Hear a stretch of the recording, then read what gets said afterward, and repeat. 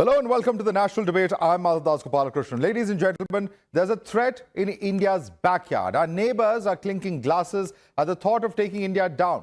Whether we're talking about Pakistan, China, with whom we share a long, complicated relationship, or a new country to join this anti-India group, which is Bangladesh. They only have one motto, which is, of course, to somehow talk about taking India down. Whether it's China singing Donald Trump's tune, claiming mediation in India-Pakistan ceasefire, to Pakistan breeding on terror attacks against India, and now voices in Bangladesh who are echoing similar anti-India sentiments. The threat is no longer hidden.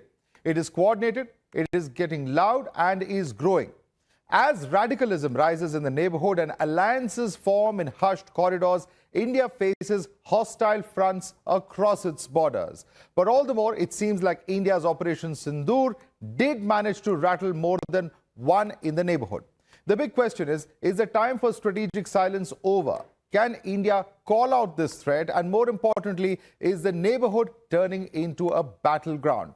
To talk about this, I have with me our guests this evening, Lieutenant General S.L. Narasimhan, former defense attaché to China and adjunct distinguished fellow at the Gateway House, Mumbai. We have Veena Sikri, former High Commissioner of India to Bangladesh. Also with us is Abhijit Iyer Mitra, Senior Fellow of the IPCS. Major Rizaul Karim is an EB retired and researcher as well as foreign affairs expert from Bangladesh. We have Major Nadeem, Pakistan defense analyst, joining us. Victor Gao is a chair professor of the Soochow University. He's an analyst on China, as well as Ina Tangent, Senior Fellow of the Taipei Institute and chairman of Asia Narratives. Thank you so much, ladies and gentlemen, for joining us. Let me quickly take you through the first set of talking points that we are going to be looking at this point of time. And this is an extremely controversial statement coming in from China. Wang Yi, who was talking about India, China, as well as China's own role, has said this. He says, China takes objective stance for lasting peace. He also, of course, if you can quickly bring that up on the screen, aims to address both symptoms and root causes. Further, goes on to talk about mediation when it comes to India. If you can quickly have those graphics as well. He talks about mediation. China mediates global hotspot issues, and also says mediated tensions between India and Pakistan. Now, for India, which has been denying similar assertions from President Trump, this is an extremely controversial statement. China promotes dialogue, not confrontation, is what Wang Yi says. Of course, whether that's factually true is another debatable point, certainly from India's perspective. But these are the kind of statements that have come in from Wang Yi, which have, of course, sparked off a huge amount of surprise, particularly given the trajectory of India and China relationship over the last few months, which was clearly on the mend. Now, what did we see in Tianjin, for instance? A big reset over there, positive momentum, cautious optimism, with India and China talking about being development partners, not rivals. That was a statement from the Ministry of External Affairs. Went on to say that peace and tranquility along the border are essential. They've also added that ties should not be seen through a third country lens. They've also further added, of course, as far as clearly, of course, this is a reference to the United States at that point of time when those pictures from Tianjin came in. But what are we talking about when we talk about the contentious corridors and territorial disputes at the LAC? China claims Aksai Chin, Arunachal Pradesh. Indian action has been to defend the border, has stopped the salami slicing coming in from the Chinese army side. Visa and naming row as well. China has issued stapled visas in the past, renamed locations in Arunachal Pradesh. India has strongly lodged protests in that case as well. When it comes to China and the strategic pressure through CPEC, BRI, string of pearls, Indian action has been to counter Chinese influence in the Indian Ocean region. Also, of course, as far as water and resource disputes are concerned, China building mega dams on the Brahmaputra. Indian action has been to boost river infrastructure on the Indian side as well. When it comes to the global diplomacy, China has shielded Pakistan-based terrorists at the United Nations. India has pushed back. The UNSC has banned Masood Azhar, terrorist number one, as far as Jamaat-e-Islami is concerned. From India's perspective, we've also seen how Indian citizens have been detained at China's airports. There's Peng Wang Thongdok, Arunachal Pradesh resident, who was detained at Shanghai airport for 18 plus hours. What was the pretext? Allegedly because her passport is invalid, as China does not recognize Arunachal Pradesh, something that India has very clearly protested on as well. She was told Arunachal Pradesh is a part of China. Of course, we've seen the case of Anand Mittal. He also spoke about the same issue of PEM.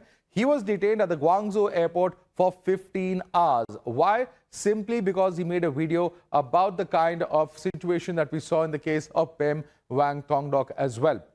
This is something that, of course, is a huge concern for Indians. We've seen similar situations in the past. There's also been cautious calm at the LAC, where there's been a tremendous build-up about 5 years ago. Now, what are we looking at? Stability along the LAC intact. We've been seeing various flag-level meetings that have been taking place. The existing border mechanisms are continuing as we speak, and also high-level military dialogue that continues to take place. There's a coordinated patrol that is also happening to prevent any kind of face-off regular meetings at battalion and brigade levels that are also taking place as far as the LAC is concerned. So this is really, of course, the overall.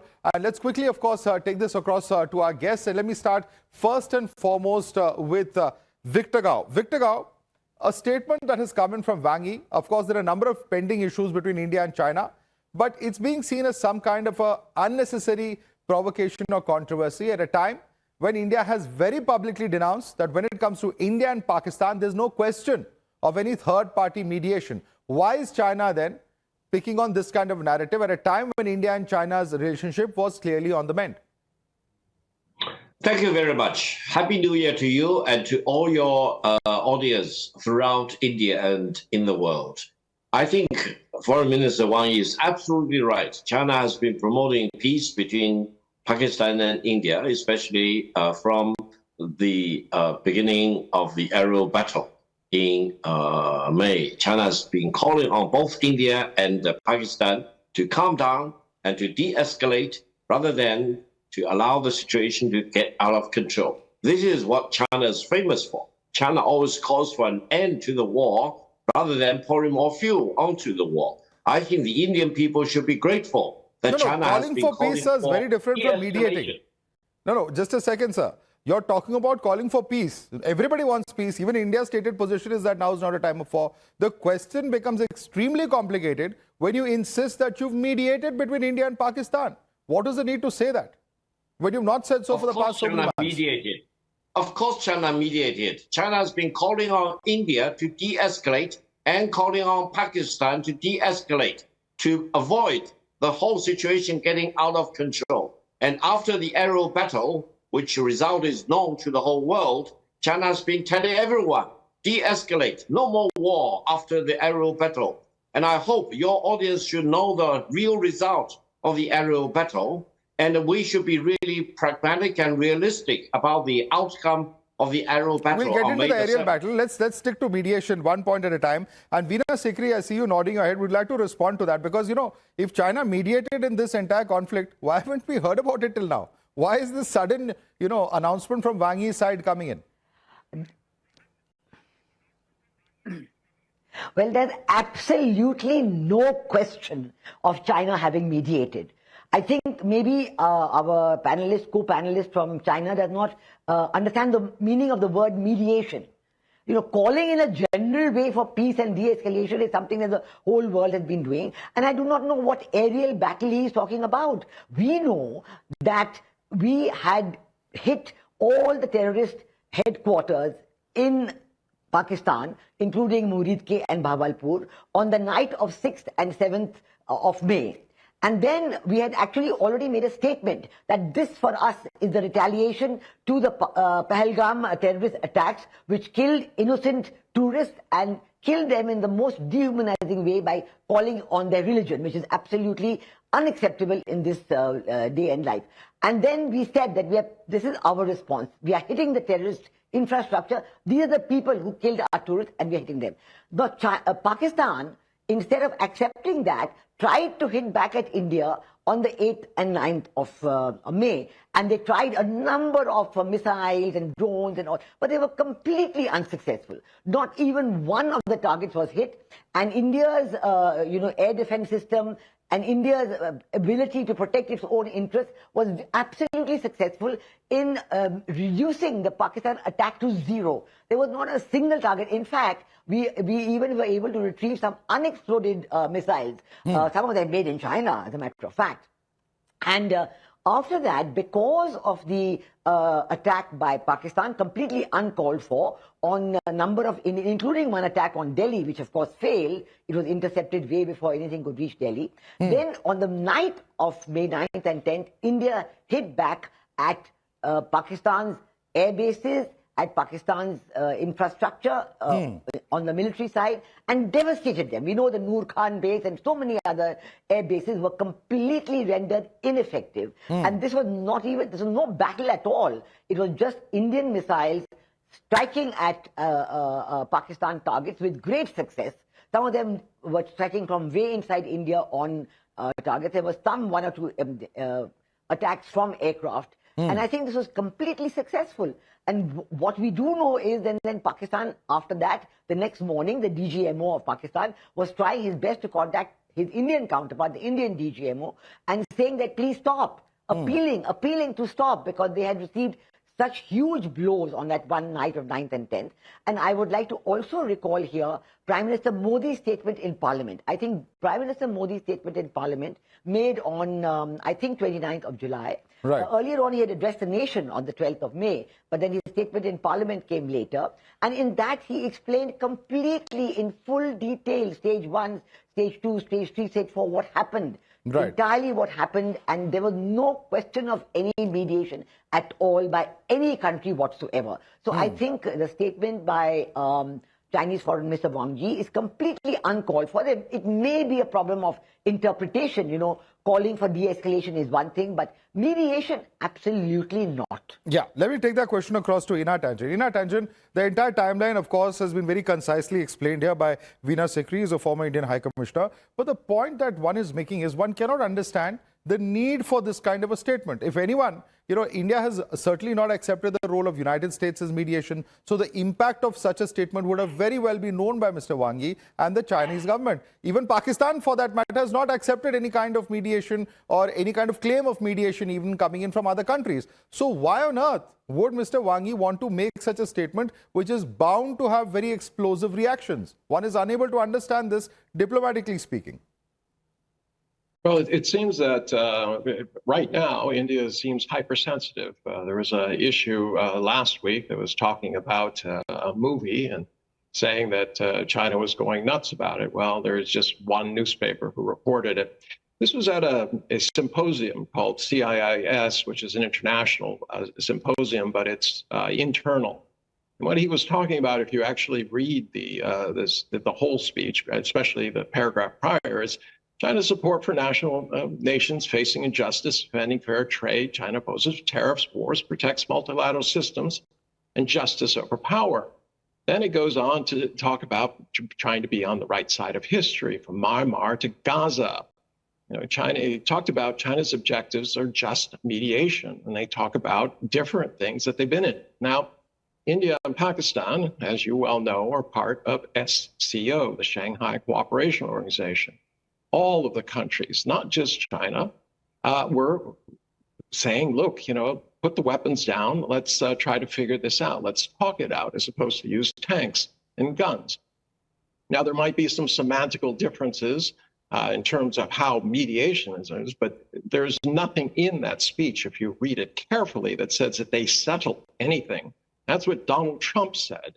He simply said that China is part of all mediation efforts to create peace. I think this is a little hypersensitive and making a mountain over a molehill.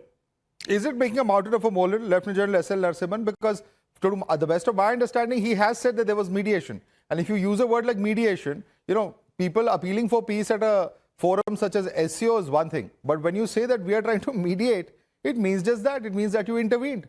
And where this intervention happened, nobody knows. There are 2 points. Thank you for getting me on the show. And there are 2 points I want to mention. First is, we have always maintained India-China and India-Pakistan relations are bilateral.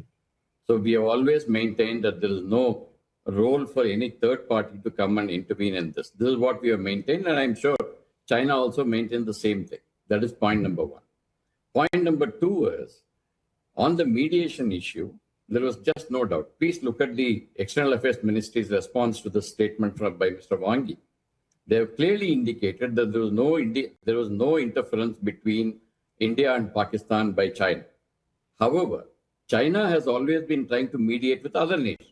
They tried between Bangladesh and Myanmar on the Rohingya issue. They tried to bring in some kind of mediation between Saudi Arabia and Iran. They also tried to do something between Israel and Palestine.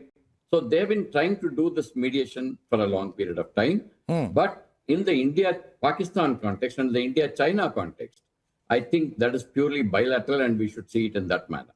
Right. And let me bring in Victor Gao once again. Victor Gao, we're talking at a time when Indian citizens are continuing to face harassment. There were issues of stapled visas earlier. Now we are looking at issues where Indians are being detained for 18 hours. Why? Because they're from a state of Arunachal Pradesh who China does not recognize, therefore Indian passport is not invalid. How bizarre does this logic get? And is this how you're going to improve relations between China and India? First of all, it's not bizarre at all. What you call Arunachal Pradesh is what we call South Tibet. It is China's sovereign territory. And the fact that India wants to use the McMahon line as the border between China and India is completely illegal and illegitimate. And it will never be accepted by China. So what if India did the same to residents of Tibet, for instance? Will you be okay with that? No, if we start stopping people who are coming from certain provinces of China, which India believes it has to have the rightful custody of? The point is India is administratively in charge of that region. You can't stop, issuing or recognizing the Indian passport on those flimsy grounds. No, China has its own right as to whom to admit into China or not to admit into China. This is China's sovereign right, as India has your sovereign right to deal with admission or expansion, etc. So let's be honest about this. Let's call a spade a spade. Let's respect a sovereign country in exercising its legal rights. That's number one. Number two is that, let me talk about this McMahon line. McMahon line has never been acknowledged by any government in China. It will never be accepted by any government in China. It is considered completely illegal and illegitimate. China and India need to come to the negotiation table to find an amicable solution of this very important dispute between China and India.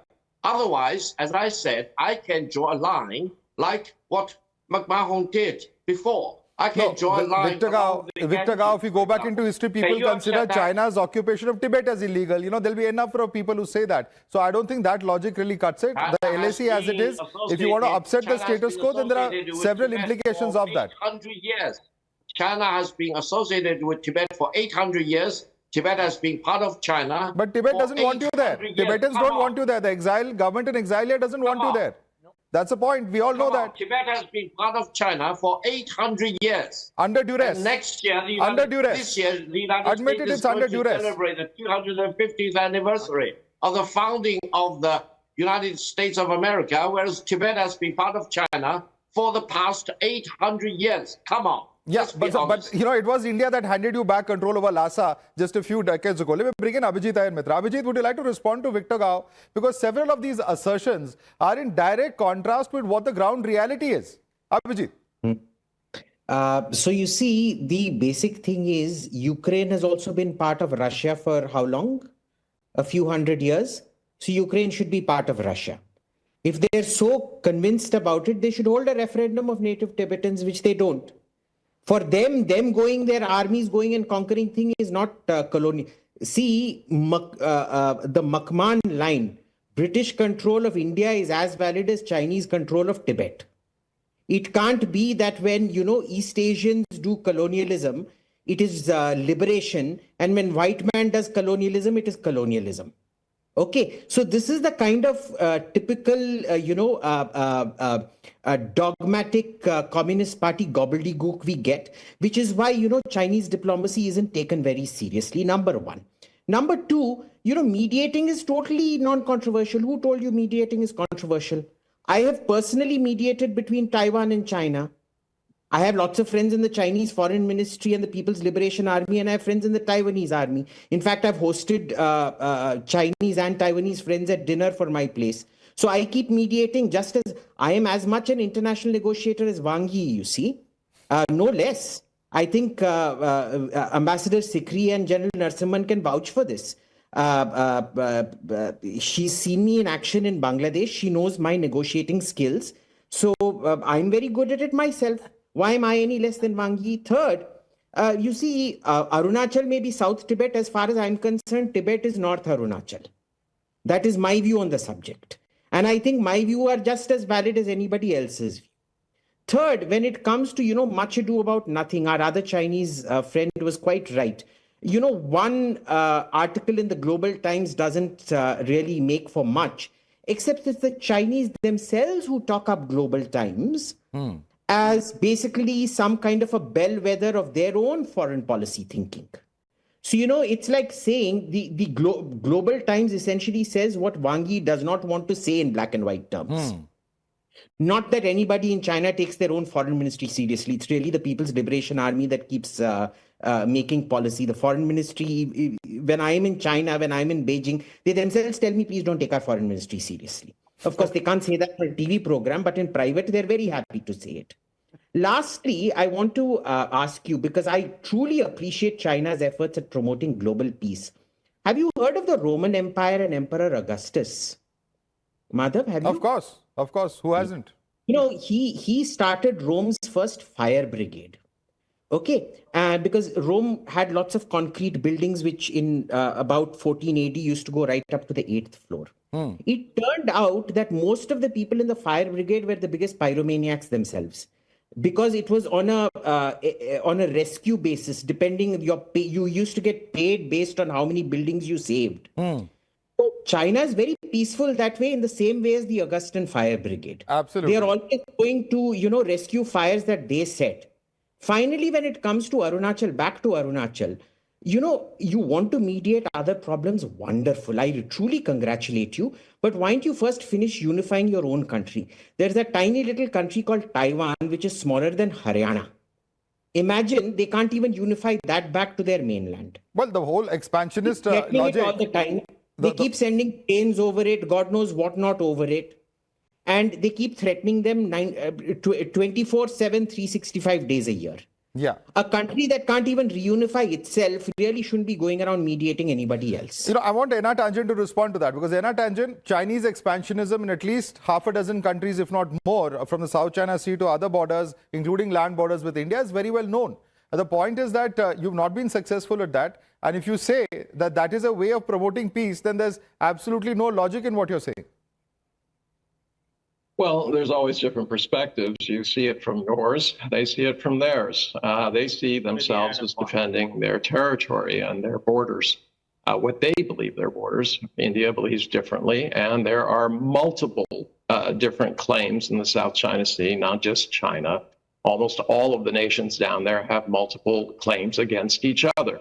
That was something that was created by the United States when it started this whole thing about having 200 miles of jurisdiction over the seas. Before that, everything was settled and very peaceful. After that, had the Convention of Laws of the Seas, and unfortunately, that has created a lot of problems. So those have to be dealt with. Every country that exists today, including India, was an accident of history, part of culture, but also of, how can you put it nicely, colonial objectives. The McMahon line was not created by India, it was created by Englishmen, and their intent was not to make things more peaceful, as we have seen. And they haven't. So, there are other places in India. Abhijit wants to counter you on the factual point. Abhijit has a counter to you. Yes, Abhijit. You see, the McMahon line was the first one that was done to modern principles of cartography. If I show you the kind of Chinese maps that they want you to believe, I'm sorry, but honestly, these scribblings of a kindergarten kid would be more accurate cartography. Let me just do a quick Google search, and let me show you a Qing dynasty map of of China, and you can see this for yourself if we manage to find something Look, Okay. I mean, your defense of McMahon is Okay, Abhijit, I don't think we will show that. you'd love to be a Abhijit, citizen. okay, I want to get But the let us be counter because I don't real. think we can show that quite do justice to that image. So, Mr. Tangent wants to respond to you. Mr. Tangent. Yeah, look, I don't want to argue about small points. What we're talking about here is a situation which I find regrettable. I saw that the lady who had transferred through China a couple of times being held. I think that was not right. All right. But then the second chap, he was looking for fame. He decided he wanted to do a live stream and mention this thing. So he was looking for trouble. He has been released. But these kinds of So he has freedom of expression. In this country, there's freedom of expression. Make a point. You can voice your concern about injustice. You're saying it's injustice, but if someone else speaks out for the injustice, that's wrong. Allow me to make a point. Excuse me? Mr. Tangent, that's a question for you. Look, I mean, injustice exists everywhere. I mean, there are people within India right now who are not happy with the status quo, but that's an internal matter. Make a point. Correct? Yeah, and I think that we don't put them in jail. That's the whole point I'm trying to make.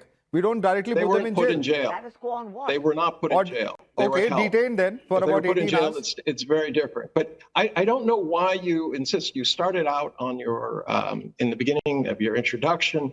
You talked about China. India has no friends. I find that very sad because years ago I've been appearing on India. That's TV not at for a all what long I time, said. and you- Now you're completely misquoting me.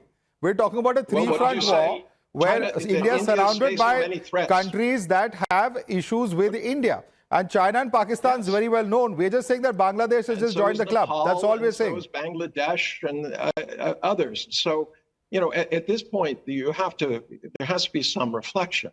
Is it something that everyone else is doing and India is merely, an innocent bystander in this? Is there somebody like the United States who's meddling in the internal affairs of these countries? Or is it China trying to meddle in Indian affairs? I think if you look just at the record, at the facts that we know, China has no ill will. There's a three-front war, and let me bring in Veena Sikri on this because we have many other talking points. I want to quickly get a response from Veena Sikri. Veena Sikri, it's a three-front war. He sees it as India not having any friends, but the point is these are all historical issues, some dating back to partition. And in the case of Bangladesh, there was a coup there. What could India do? Absolutely. Now, one thing I'd like to say straight away about the mention of the McMahon line. I would like to remind our colleagues from China that China recognized the McMahon line with Myanmar. And the China-Myanmar border agreement, which was concluded way back, actually was based on the McMahon line. So how they are using different arguments on the McMahon line for India and for Myanmar are totally unacceptable. Secondly, I think when you come to Bangladesh, the point is very valid, and I've been saying that many times, that what happened in Bangladesh last year, in July, August of last year, and 5th of August, Prime Minister Sheikh Hasina was forced to leave Bangladesh, and 8th of August, Mohammed Yunus was sworn in. This was not a spontaneous student uprising. It was not a revolution. It was a meticulously designed regime change operation. And it is Mohammed Yunus himself who said it was meticulously designed. He said it in New York at the Clinton Global Initiative in September last year. And he also introduced a mastermind, which is Mahfouz Alam, his own special assistant, who subsequently became advisor in the cabinet. And he's known as a member of the Hizb ut-Tahrir. So we know that what has come to power in Bangladesh is the Jamaat-e-Islami, backed fully by Pakistan. Pakistan has done this entire operation. And behind Pakistan are many Western countries. Absolutely. So I think that is what has to be recognized. And you must remember that before July, August of last year, before the regime change operation, the meticulously designed regime change operation happened, India and Bangladesh have had the closest of relations. The Bangladesh-India relationship was one of the most shining examples of India's neighborhood first foreign policy, where we work closely with all our neighbors based on mutual benefit and mutual understanding and respect for sovereignty, and work out a win-win situation. Allow me to make a point. And for 15 years, Bangladesh, based on the cooperation with India, had got 6.5%, 7% annual growth rate.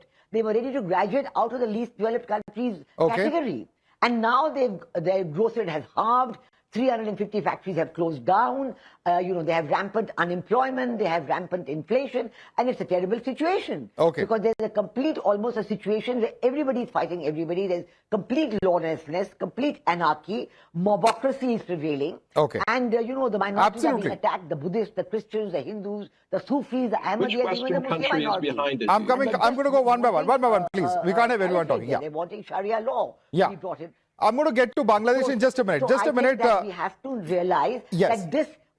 Yeah, Victor Gao Yes. wants to make a Ms. point. Sikri, I'm just why was intervening. this I'm sorry. done? Why was this done? Was somebody unhappy as what was happening in Bangladesh? Yeah, absolutely. It's a fair question. I'm going to come to Bangladesh in great detail. And I'm going to request our guest from Pakistan as well as Bangladesh, Major Kareem as well as Major Nadeem. Thank you for your patience. Just going to come to you in a few minutes. Victor Gao, however, wants to quickly respond to you. I'm going to take his response and then go across to the next talking point. Victor Gao, quick response. Thank you very please. much. I'll be very quick.